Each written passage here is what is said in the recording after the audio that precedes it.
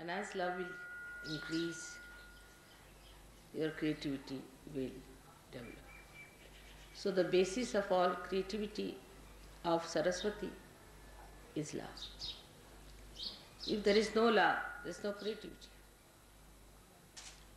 It's even in the deeper sense. If you see, people who have created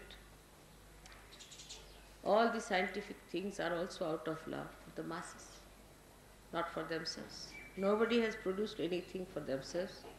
What is love of that we talk of, this great love of God we talk of, we know that it for definite through vibrations. People do not have vibrations, but still they can feel the vibrations in a very unconscious way. All the great paintings of the world have vibrations. All the great creative works of the world have vibrations. Only those who have vibrations have been sustained by time. Otherwise, all other things are destroyed. So all that is sustaining, all that is nurturing, all that is ennobling comes from this sense of love which is within us, very much developed, but within others also who are not yet realized. Ultimately, the whole world has to realize that one has to go to that ultimate love of God, otherwise it has no meaning. Now you have seen in art, people have taken to other methods of appealing to people by using cheap things and very vulgar things, just to make people think that this is art. But this will all disappear of Surya. But the main thing that one has to achieve through Surya is the light within, is the light within. And if Surya chakra at the Agya level is occupied by Lord Jesus Christ, then it is even more essential that the purity of life, what we call niti, is the morality of life. Light doesn't mean what you see with your gross eyes. Light means from within, the light of love. That one should understand. Light of love. And it's so soothing, it's so sweet, it's so beautiful, it's so enamoring, it's so abounding that unless and until you can feel that light within you, that light which is of pure love, of purity, pure relationships, pure understanding, if you can develop that kind of a light within yourself, then whole thing will be cleansed. Wash me and I shall be whiter than snow. This is what happens to you when you are completely cleansed. The purest form of nature is within us. The purest form of nature is within us. Our chakras are made out of that purest form of nature. We are the only people who are spoiling it by our mental thinking. Again, the same Saraswati's work. We are going against Saraswati itself. Saraswati cleanses all that is impure in nature, while with our brain activity we are spoiling all that. All our brain activity goes against pure intelligence. And that's what one has to understand, that this pure intelligence is not to be soiled by our thinking.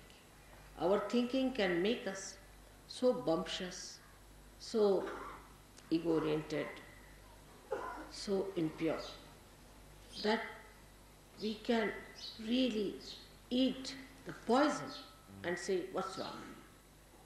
Just the opposite of Saraswati. If Saraswati is within us, she gives us subuddhi, wisdom. And that's why to worship Saraswati, to worship Surya, we must have that clear vision as to what we have to be, what we are doing, what filth we are living in, what our mind is getting into. After all, we are here for emancipation and not for just pampering our ego and living with our filth that is with us. So this light should come within us and we should try to rise above our own mental filth which is being created around us. Apart from that, you have to go higher and understand that there is within us a thing called ego. And this ego is false, absolute false. You do not do anything. Actually, when you turn your eyes here and there, when your attention is here and there, it's nothing but your ego is trying to overpower everything. But actually, ego is an absolute falsehood, because there's only one ego, and that is of God Almighty, Mahat Ahankara. There is no really any ego that exists. It's a myth. It's a very big myth. Because if you start thinking, you are doing everything, you are doing this, you are doing that, which you are not doing, then this nonsensical ego comes in and you start working it out. It can project in every direction. When it projects forward, it overpowers others, it tries to dominate others, tries to kill others, becomes cruel. Now, when people try to use their right Vishuddhi, that is to talk about themselves, is the worst of all. Whatever type of ego you may have, if you start boasting about it and talking about it, that it encircles, thickens the walls of ego so much that it is impossible to penetrate into that, because that such a person is completely satisfied with himself and he believes that he is true. And once he starts believing into a nonsense like that, is an impossibility. It's an impossibility to penetrate. Use your right Vishuddhi to shout at yourself, now will you please stop boasting, will you stop talking all this nonsense, will you stop showing off? Then it will stop. Now this thickening takes place by people who really are active, who want to do something about it. Not that they are not active, they want to do it. But they know only one way is to act through talking. They don't understand that there are inner ways by which you control it much more. Because they don't want to take to that, they take to this talking. And once they take to talking and they talk about it, the whole power flows out. But if they do not talk about it and keep it within themselves. And one day, I had written in childhood a poem, I remember. A very interesting poem it was.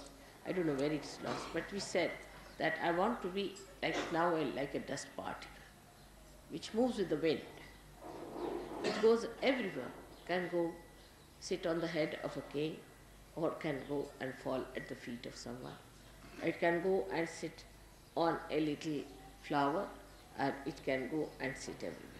But I want to be a particle of dust that is fragrant, that is nourishing, that is enlightening. Like that. I had written a very beautiful poem where I must have been about 7 years of age, I remember, to be a dust particle. I remember that very clearly, long time back, that I should be a dust particle so that I'll permeate into people, which is a very big thing to become a dust particle of that kind. To that whatever you touch, you see, that becomes unleavened. Whatever you just feel, that has fragrance. It's such a great thing to be like that. And that was my desire, and it has been achieved. And because Saraswati has a veena in her hand, and that veena is the primordial instrument which she plays, like music. And the music penetrates into the heart. You don't know how it goes into you and how it works out. And that's how a person who is a Sahajogi should permeate like music into everything. She has so many qualities, as I told you, it cannot be described in one lecture. But one of the greatest qualities of hers is that she ends up into subtler things. Like the Mother Earth will end up into fragrance. Music will enter into melodies. Like that, whatever she creates ends up into something later. Matter, whatever she produces, ends up into aesthetics. If matter does not have aesthetics, then it is gross. Like that, everything. Now, you will say, what is water? Water becomes the river Ganges. These are the subtler. So, the matter gets into subtler things because it has to permeate. It has to permeate. So, everything, whatever it is, and the best of all is the air. That air becomes the vibrations. So you can see how whatever has come out from this matter, from these 5 elements, becomes that subtle thing.